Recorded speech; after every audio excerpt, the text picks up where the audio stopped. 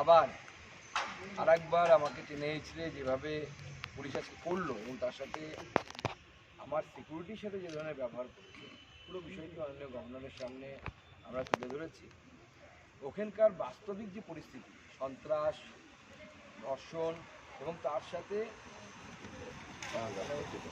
বিরাট মাপে ল্যান্ড বা জমি লুট যাকে বলে, আপনি ভাবতে অবাক হয়ে যাবেন আপনার নামে জমি, আপনার কোনো অধিকার নেই সেই জমির উপর। আমি নিজের চোখে দেখে এলাম সেখানে অন্য একজন ভেরি বানিয়ে মাছ চাষ করে খাচ্ছে, এক পয়সাও তার পরিবর্তে দিচ্ছে না আপনাকে।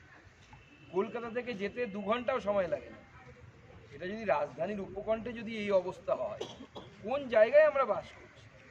মাননীয় গভর্নর সাহেবকে সমস্ত কিছু জানিয়েছি এবং আগামী দিনে এই ধরনের সমস্ত কমপ্লেন নিয়ে আমাদের প্রতিনিধি দল পার্টির তরফ থেকে মাননীয় গভর্নর সাহেবের সাথে দেখা করবে যে কারা কারা জমি, কাদের কাদের জমি বিএলআরও অফিসের দুষ্ট চক্র এবং তৃণমূল কংগ্রেসের এই শেখ শাহজাহানের মতো নেতা তাদের ভাইদের দৌরাত্মে যাদের জমি তারা নিজেরা ব্যবহার করতে পারছে না, অন্যের হাতে চলে গেছে, অন্যরা সেখানে চাষ করছে, তার প্রতিনিধি দল এসে